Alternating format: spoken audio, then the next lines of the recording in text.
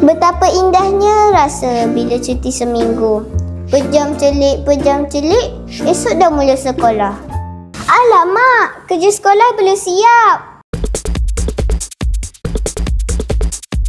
Macam mana ni? Banyaknya kerja.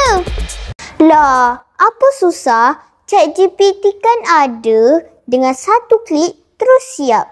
Kan mudah? Hihihihi.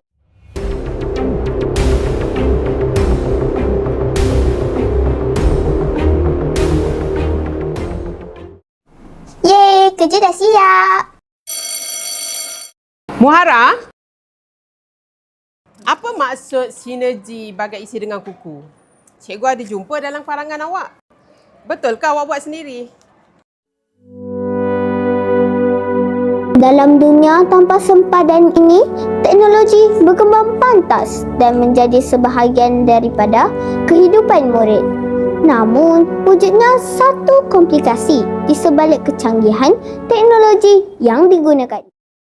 Assalamualaikum dan salam sejahtera. Bersama saya Kaisara Muhara binti Muhammad Rizwan akan membincangkan tajuk yang sangat dekat dengan kehidupan kita masa kini. Ilmu di hati, teknologi memperkasa generasi. Mari kita renungkan sejenak sejauh manakah kolaborasi antara ilmu dan teknologi mampu mengorak generasi masa kini? Menurut laporan HP Futures yang diterbitkan pada November 2025, mendedahkan penggunaan AI dalam pendidikan semakin meluas.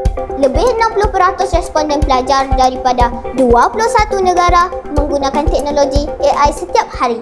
Ilmu bukan sahaja jawapan yang ditulis di atas kertas. Malah, ilmu juga ialah kefahaman yang membina pemikiran, membentuk akhlak dan memandu tindakan insan. Apabila ilmu berada di dalam hati, seseorang bukan sahaja tahu, tetapi faham, yakin dan mampu mengamalkannya. Inilah asas untuk membentuk generasi berilmu dan berintegriti. Suatu ketika dahulu, ilmu ditimpa secara tradisional, seperti dengan berguru sahaja.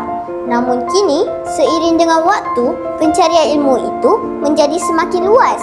Lebih-lebih lagi, dunia kini berada di era teknologi digital. Hakikatnya, teknologi membawa banyak manfaat dalam dunia pendidikan.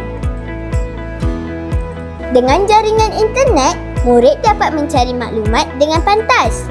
Melalui video pembelajaran, tajuk yang sukar menjadi lebih mudah difahami. Dengan adanya pelantar delima, murid berpeluang mengakses pelbagai aplikasi seperti Canva, Delima Flix, Pandai Apps dan banyak lagi. Selain memudahkan pembelajaran, teknologi juga mampu menzahirkan kreativiti murid. Idea boleh diterjemahkan melalui reka bentuk, pembentangan serta penghasilan poster digital, video dan sebagainya. Daripada sekadar pengguna, murid boleh menjadi pencipta dan mengembangkan potensi diri.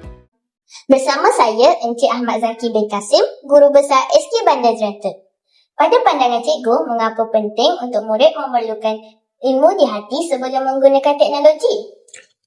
Pada pendapat saya, ilmu di hati sangat penting bagi kita menggunakan teknologi. Kerana dengan adanya ilmu, kita boleh menilai yang mana baik, yang mana buruk dalam menggunakan teknologi.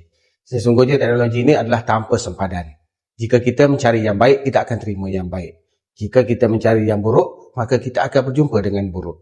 Sebab itu, kita pada pandangan saya, semua pelajar mesti mempunyai ilmu sebelum menggunakan teknologi.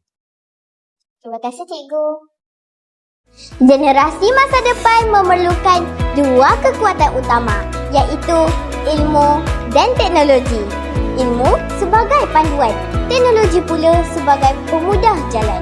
Apabila ilmu terpahat di hati, teknologi bukan lagi jalan pintas, tetapi jalan untuk memperkasakan diri. Kerana sesungguhnya, ilmu di hati, teknologi memperkasa generasi. Saya, Kaisara Muhara binti Muhammad Rizwan dari TV PSS SKBJ Gemilang.